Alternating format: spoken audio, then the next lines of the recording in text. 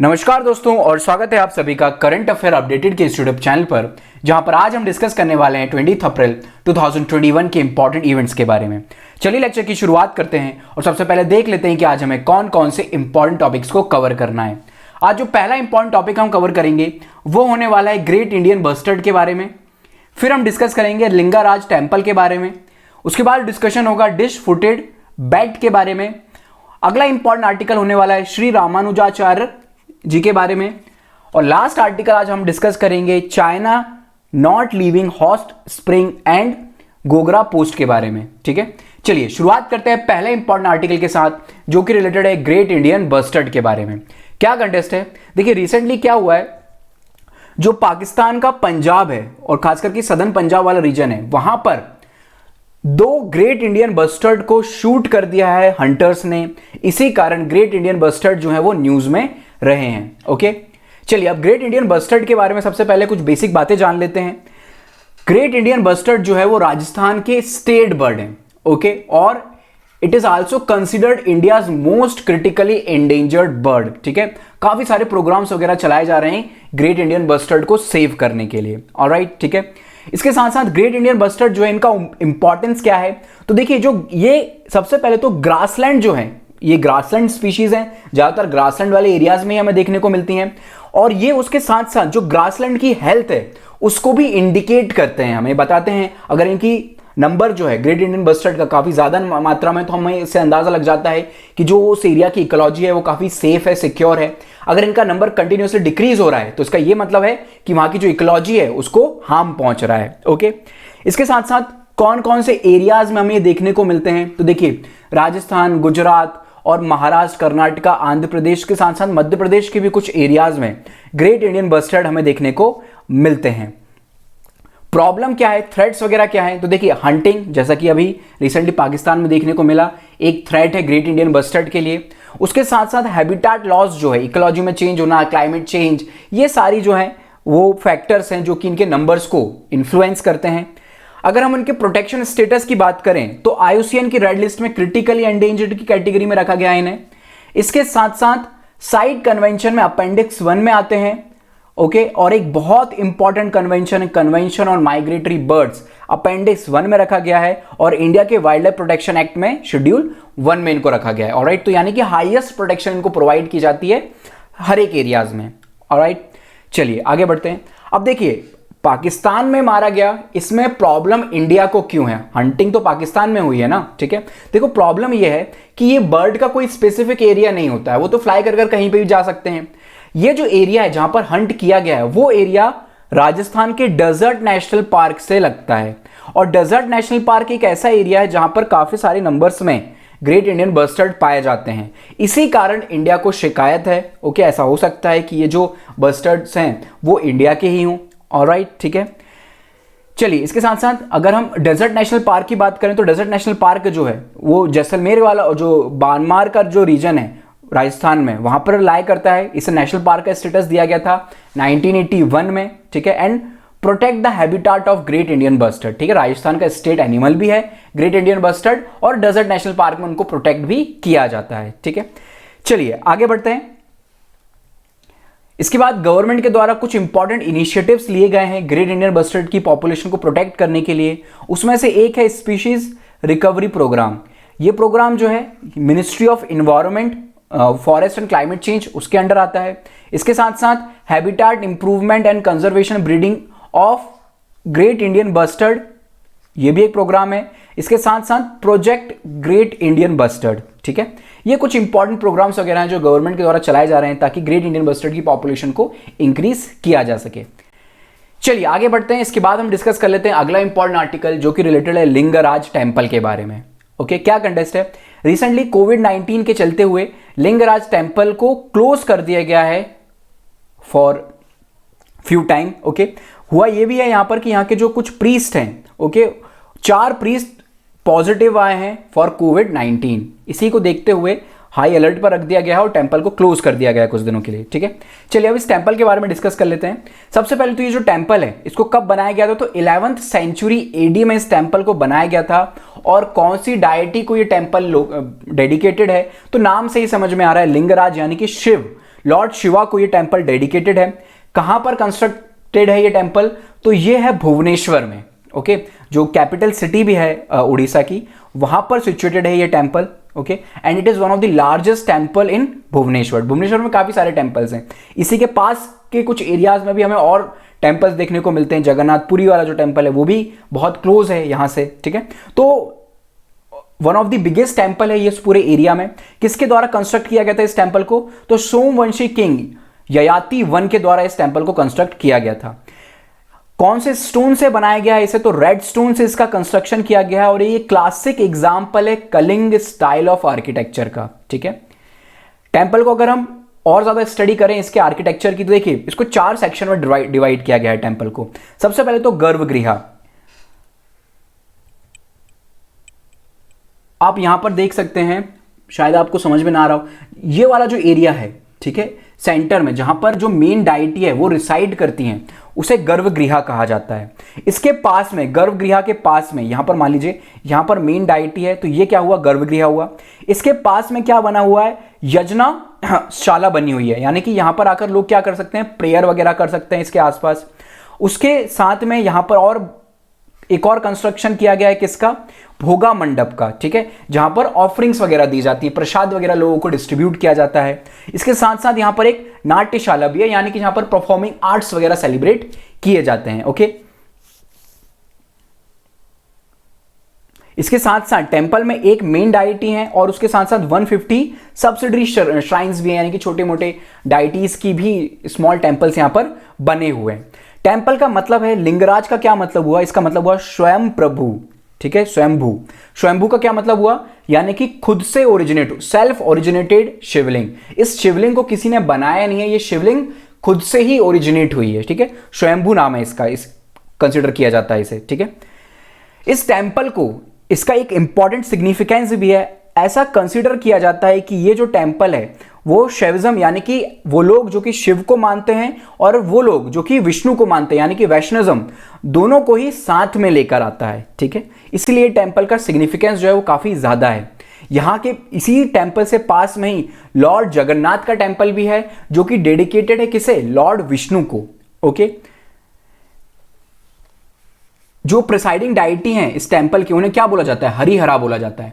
हरि का मतलब होता है विष्णु से और हरा का मतलब होता है हर हर महादेव, यानी कि शिव से, ओके। इस टेम्पल में जो नॉन हिंदूज होते हैं उनको अलाउ नहीं किया जाता है।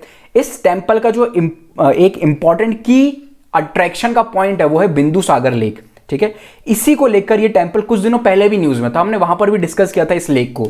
इस लेक को दोबारा से रिकंस्ट्रक्ट किया जा रहा है और इस प्रकार से बनाया जा रहा है कि ज्यादा से ज्यादा क्राउड को अट्रैक्ट करे, ज्यादा से ज्यादा लोग यहां पर घूमने के लिए आए, ठीक है। चलिए, इसके बाद फिर on the western bank of Bindu Sagar lies a garden of Ekamra Van, ठीक है। एकम्बरा वन के नाम से एक गार्डन भी यहां पर काफी ज्यादा फेमस है। Hindu mythological text where Bhubaneswar the capital city of Orissa was referred as Ekamra Van और forest of single mango tree, ठीक है। तो काफी ज्यादा सिग्निफिकेंस है इस गार्डन का भी। और कुछ इंपॉर्टेंट मॉन्यूमेंट अगर हम डिस्कस करें उड़ीसा के, तो उड़ीसा में बहुत सारे मॉन्यूमेंट है, काफी फेमस है। अगर आपको कभी टाइम मिले तो उड़ीसा जरूर विजिट करें आप। कोंकण सन टेम्पल, ठीक है, बहुत famous, UNESCO world heritage site में भी इसे इंक्लूड किया गया है। Jagannath temple, Tara Tarini temple and Udayagiri and कदांगिरी केव्स, काफी ज्यादा फेमस केव्स हैं यहाँ की। कोंकण सन टेम्पल जो है काफी सारा बहुत इंपॉर्टेंट टेम्पल है। ऐसा कहा जाता है कि यहाँ पर जो लॉर्ड सन है उनकी एक बहुत फेमस मूर्ति हुआ करती थी जो कि एयर में फ्लोट करती थी। ऐसा मैग्नेटिज्म के द्वारा इसको बनाया गया था, मैग्नेटिक फील्ड के द्वारा इसको ऐसा कंस्ट्रक्ट किया गया था कि जो यहाँ के मेन डाइटी हैं वो फ्लोट किया करते थे हवा में, ठीक है। तो काफी फेमस है ये सारी जगहें, जरूर आप कभी अगर आपको मौका मिले तो विजिट कीजिएगा इन्हें। चलिए आगे बढ़ते हैं। इसके बाद डिस्कस करते हैं अगला इंपॉर्टेंट आर्टिकल जो कि रिलेटेड है दिस फुटेड बैट के बारे में। क्या कंटेस्ट है? रिसेंटली इस बैट को साइट किया गया है कहां पर? नोंगखिलम वाइल्ड लाइफ सेंचुरी मेघालय में, ठीक है। प्रोनाउंसिएशन अगर गलत हो तो थोड़ा सा ओवरलुक कर दीजिएगा उसे, ठीक है। तो मेघालय में है। क्या पॉइंट याद रखना है आपको? यहां से देखिए, ये बैट की जो स्पीशीज है ये हमारे लिए उतनी इंपॉर्टेंट नहीं है, लेकिन ये जो वाइल्ड लाइफ सेंचुरी न्यूज में है ये काफी ज्यादा इंपॉर्टेंट है हमारे लिए। मैच द फॉलोइंग में आपसे पूछा जा सकता है कि कौन सी वाइल्ड लाइफ सेंचुरी कौन से स्टेट में है, तो याद रखिएगा नोंगखिलम जो वाइल्ड लाइफ सेंचुरी है मेघालय में सिचुएटेड है। चलिए आगे बढ़ते हैं। इसके बाद फिर स्पीशीज़ के बारे में भी डिस्कस कर लेते हैं कि किस टाइप की ये स्पीशी है। तो देखिए ये बैट की स्पीशी है और इसे क्या बोला जाता है, डिश फुटेड बैट बोला जाता है। क्यों? क्योंकि आप यहां पर देख सकते हैं इसकी जो विंग्स हैं, यहां पर इसकी कुछ एक्स्ट्रा पैडिंग है इसकी विंग्स के पास में। ओके, इसी को देखते हुए उसे नाम दिया गया डिश फुटेड बैट। ओके, कहां कहां पर पाई जाती है ये स्पीशीज? तो हमें चाइना में देखने को मिलती है, वियतनाम, थाईलैंड एंड म्यांमार, इन रीजन्स में ये हमें देखने को मिलती है। इंडिया में कहां पर देखने को मिलती है? तो जो वाइल्ड लाइफ सेंचुरी है मेघालय में, वहां पर ये देखने को मिलती है। IUCN के रेड लिस्ट में लीस्ट कंसर्न की कैटेगरी में रखा गया है इसे। ठीक है, चलिए अब इस वाइल्ड लाइफ सेंचुरी के बारे में डिस्कस कर लेते हैं कुछ इंपॉर्टेंट पॉइंट। ये जो सेंचुरी है ये ईस्टर्न हिमालय के जो ग्लोबल बायोडाइवर्सिटी हॉटस्पॉट वाला जो रीजन है हमारा, उस रीजन में लाई करती है। ठीक है, काफी इंपॉर्टेंट है। वाइल्ड लाइफ यहाँ पर काफी पॉपुलर है। कौन कौन से एनिमल्स यहाँ देखने को मिलते हैं हमें? तो royal Bengal tiger, clouded leopard हमें यहाँ देखने को मिलते हैं, Indian bison, Himalayan black bear, ये सारी स्पीशीज यहाँ पर पाई जाती हैं। और अगर बर्ड्स की स्पीशीज की बात करें तो यहाँ पर हमें मणिपुर बुश कोयल देखने को मिलता है, rufous, naked hornbill and brown hornbill, ये सारी स्पीशीज हमें यहाँ पर देखने को मिल जाती हैं। ओके, चलिए इसके बाद फिर वाइल्ड लाइफ सेंचुरी म्यांमार में, एक तो इस वाइल्ड लाइफ सेंचुरी को हमने डिस्कस कर लिया। ठीक है, नोंगखेलम वाइल्ड लाइफ सेंचुरी। और कौन सी वाइल्ड लाइफ सेंचुरीज हैं? तो Siju wild life sanctuary, Narpuh wild life sanctuary, Baghmara pitcher plant sanctuary and Nokrek national park. ये कुछ इंपॉर्टेंट हैं जो कि मेघालय में लाई करते हैं और काफी ज्यादा फेमस हैं। ओके, चलिए आगे बढ़ते हैं और डिस्कस करते हैं अगला इंपॉर्टेंट आर्टिकल जो कि रिलेटेड है रामानुजाचार्य के बारे में। ओके, क्या कंटेस्ट है? रिसेंटली इनकी 1004th बर्थ एनिवर्सरी सेलिब्रेट की गई है, इसी कारण ये पर्सनालिटी न्यूज में है।